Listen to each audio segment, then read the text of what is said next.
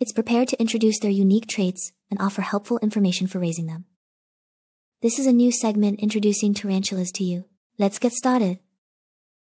이번에 소개하려는 타란툴라는 텍사스탄입니다. 아프노펠마 아낙스는 제가 지금까지 사육하면서 가장 성격이 온순한 타란툴라 중 하나예요. 여러 종이 있는데 그 중에 이번에는 아낙스입니다. 경계형 아프노펠마 중에서 가장 큰 종으로 알려졌으며 먹이 반응도 매우 좋고 성장 속도도 빨라 인기가 좋은 종입니다. 처음 알에서 부화해서 나온 개체의 크기는 0.5에서 1.2cm인데 이것도 저번 영상에서 말씀드린 대로 알의 크기에 따라 크기가 달라지는 거 아시죠? 이 종의 유체 기간은 아주 깁니다. 그 말은 성장 속도가 일반적인 타란툴라보다 느리기 때문인데요. 이렇게 성장 속도가 느린 개체들은 2cm, 3cm의 크기를 분양받아 이 사이즈가 보기가 좋아요. 오랫동안 작은 사이즈로 관찰하며 키울 수 있는 게 큰 장점이에요. 빨리 크는 것을 좋아하지 않는 분들에게 아주 좋겠죠? 물론 빠르게 성장시키는 방법도 있으니 걱정하지 말고요. 먹이를 많이 먹어 엉덩이가 매우 빵빵하게 변하는데 그 모습이 정말 매우 귀여워요. 아주 귀여워요, 직접 보면요. 또한 성장할수록 움직임이 매우 느려서 사육장을 벗어날 정도로 멀리 이동하지도 않기 때문에 키우기에도 편하고요. 배일성이라 관찰이 용이하며 초보자에게도 이상적인 타란툴라로 추천드립니다. 아프노펠마 아낙스는 미국 남부 지역 텍사스와 뉴멕시코 등에 분포하며 건조림 지대에서 서식합니다. 야생에서는 굴을 파고 생활하며 낮에는 숨어 있다가 주로 밤에 활동하는 거, 모든 타란툴라의 공통적인 특성이죠. 여기서 초보자들이 많이 착각하는 것이 있어 하나 짚고 넘어갈게요. 건계형은 사막 그리고 완전히 건조하게 사육해야 한다고 생각하는 경우가 많아요. 초보자들이 이런 생각을 자주 하는데 그러다 보니 실수로 말려 죽이거나 탈피 문제를 만드는 경우가 아주 많아요. 사막에 사는 타란툴라도 서식지를 보면 풀이 있고 나무가 있으며 곤충이 사는 환경에서 살아갑니다. 숨을 곳, 먹이, 그리고 물이 있어야 생존할 수 있기 때문이죠. 여러분이 떠올리는 모래만 있는 황량한 곳에서 살지를 않아요. 절대. 그렇게 해서 건조하게 키우다가 죽이는 경우가 정말 많습니다. 유의하세요. 정말 많이 강조하는 부분인데요. 건계형이라도 유치할 때는 습계형에 맞춰 키우는 게 좋고요. 아성체부터 건조한 환경을 조성해 주는 게 더 좋습니다. 건조하게 사육하더라도 반드시 물그릇을 넣어주는 거는 잊지 말아주시고요. 건계형 타란툴라는 일반적인 거미보다 수분이 없는 상태에도 더 오래 생존할 수 있습니다. 이 내용은 오랫동안 타란툴라를 관리해온 사람이라면 누구나 아는 사실일 거예요. 그럼 사용 습도를 알아볼까요?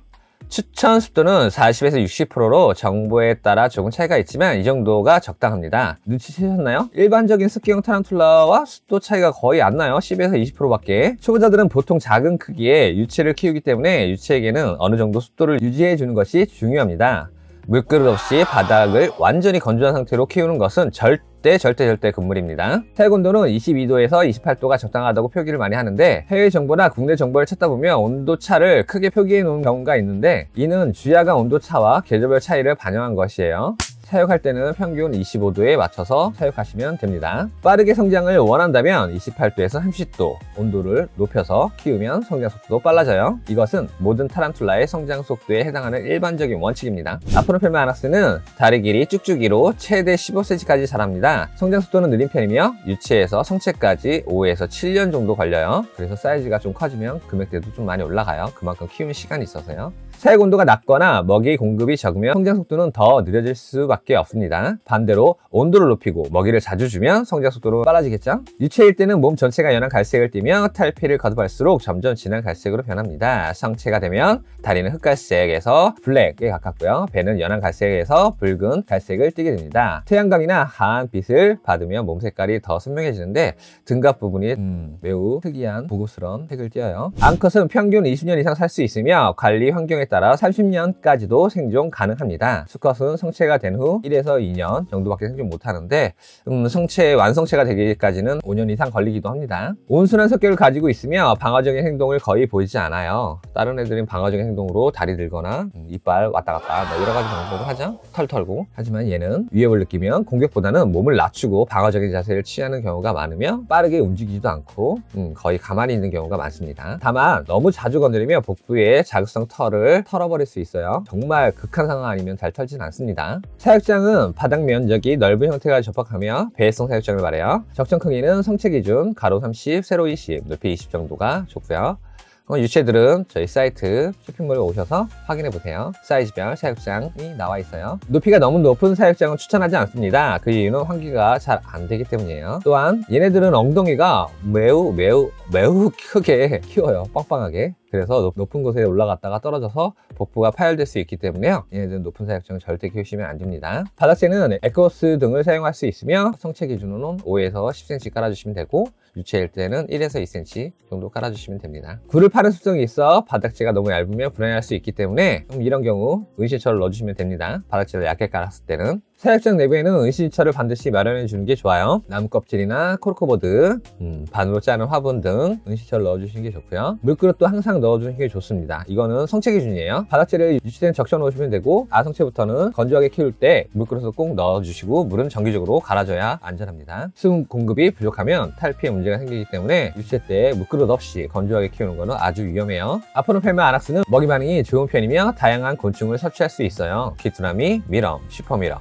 그리고 바퀴벌레는 우리나라에 없어요. 유체에게는 몸 크기에 맞는 작은 귀뚜라미나 잘게 자른 미럼을 공급하면 되는데 저희 같은 경우는 극소 사이즈가 있죠?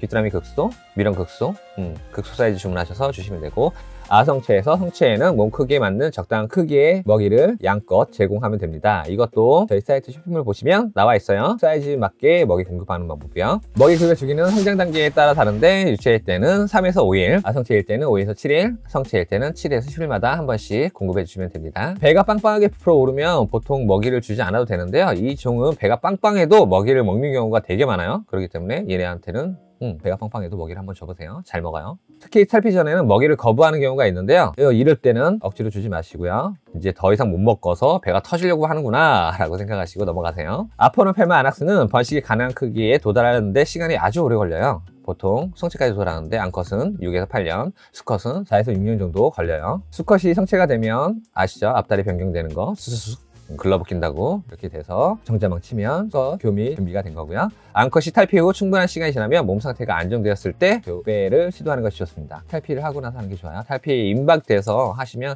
탈피를 해버리기 때문에 메이팅을 해도요. 그렇기 때문에 탈피 후 시간이 한 달에서 2달, 3달 사이에 해주시는 게 가장 좋습니다. 교미 후 암컷은 몇 달 후부터 산란 준비를 하며 200개에서 500개의 알을 가질 수 있어요. 부화까지는 평균 2에서 3개월인데 보통 6주에서 8주 정도 보시면 돼요. 이것도 온도차에 따라서 항상 말씀드리죠. 온도차에 따라서 부화되는 시기가 차이가 생길 수 있습니다. 타란툴라는 성장 과정으로 주기적으로 탈피를 합니다. 탈피 전에는 먹이를 거부하며 몸 색깔이 어두워지고 행동이 느려지는 패턴. 이거는 모든 타란툴라의 공통적인 특징이죠. 탈피할 때는 반드시 습도를 적절히 유지해야 하며 물그릇을 항상 채워두는 것이 좋습니다. 탈피 도중 문제가 생기면 사망할 수도 있으므로 절대 탈피할 때는 건드리지 마세요. 사육 시 주의해야 할 게 있는데 환기가 중요해요. 사육장은 환기가 잘 되도록 철망형 덮개가 있는 것을 선택하시고요. 습도 조절은 바닥재가 너무 건조하면 물그릇을 항상 제공하고 너무 습하면 환기가 잘 되도록 바꿔주세요. 모든 타란툴라는 스트레스를 받으면 먹이를 거부하거나 방어적인 행동을 보이는 경우가 많기 때문에 여러분들 타란툴라를 직접적으로 건드리는 행동은 절대 하지 말아야 합니다. 랩타가 초보자에게 추천하는 이유. 첫 번째, 배회성으로 관찰이 매우 편리하다. 두 번째, 매우 온순하고 빠르지 않아 관리가 쉽다. 세 번째, 엉덩이가 매우 통통하게 커지는데 정말 귀여움을 느낄 수 있어요. 네 번째, 등갑의 고급스러운 아름다운 색의 톤. 네, 색을 직접 보시면 느끼겠죠? 다섯 번째, 성장이 느려 작은 크기로 오랫동안 키우고 싶을 때 추천드려요. 여섯 번째, 매우 긴 수명으로 오랫동안 여러분과 함께 할 수 있답니다. 결론, 아포노펠마 아낙스는 여러분이 타란툴라의 또 다른 면을 느낄 수 있고 귀여움 또한 느끼게 해줄 것이에요. 한번 도전해보세요. 그럼 다음에 봐요. 안녕. 구독과 좋아요는 사랑입니다.